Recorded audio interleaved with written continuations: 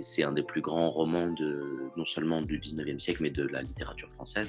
On connaît bien le personnage de Jean Valjean, euh, et la plupart des adaptations se concentrent surtout sur ce personnage-là, mais qu'en fait, si les Misérables sont difficiles à résumer, c'est parce qu'ils racontent beaucoup plus d'histoires que ça encore, des histoires qu'on a tendance à oublier.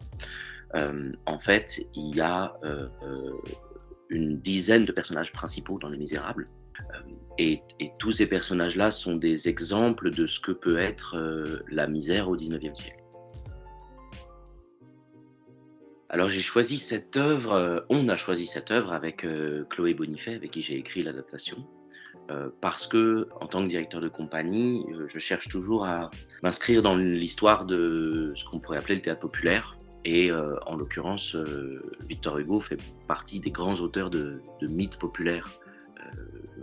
Non seulement pour nous qui vivons en France, mais en fait pour le monde entier dans le cas des Misérables.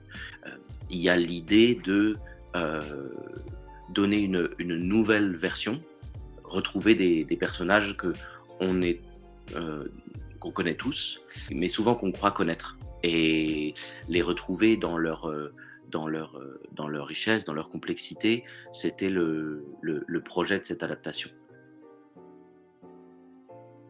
Qui dit transposition dit un certain nombre de défis, effectivement, c'est-à-dire comment raconter la même histoire dans un contexte différent, comment trouver à tous les éléments de l'histoire et à tous les personnages des équivalents contemporains.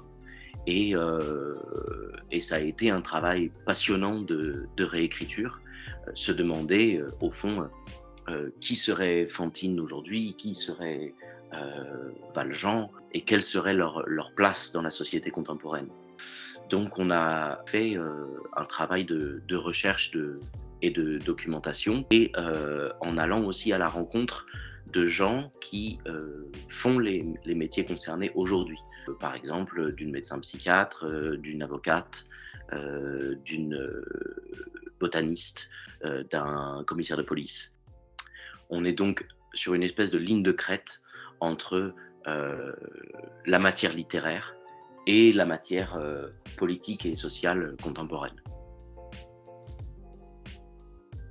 Évidemment, 1800 pages de roman ne tiennent pas en 2h30 de spectacle.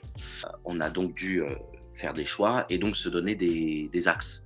Je dirais qu'il y en a deux. La première, c'est la question de comment est-ce que des misères individuelles donnent naissance à une action collective.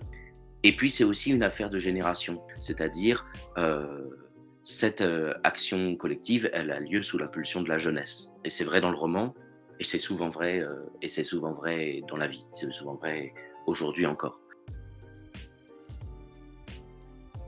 Alors, le pari, c'est qu'on retrouve l'esprit du roman sans forcément retrouver la lettre, puisqu'on est dans un contexte contemporain.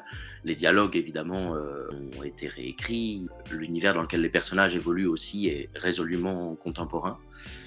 Mais on a essayé d'être dans une grande fidélité à l'œuvre originale, dans ce qu'elle raconte et dans ce pourquoi elle le raconte.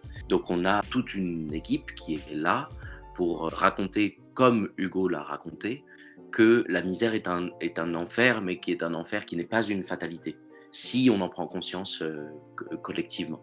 Et c'est cette double attention qui nous a guidés pour réunir, comme Les Misérables l'a toujours fait, le public le plus large possible autour d'une grande œuvre pour dessiner un autre avenir.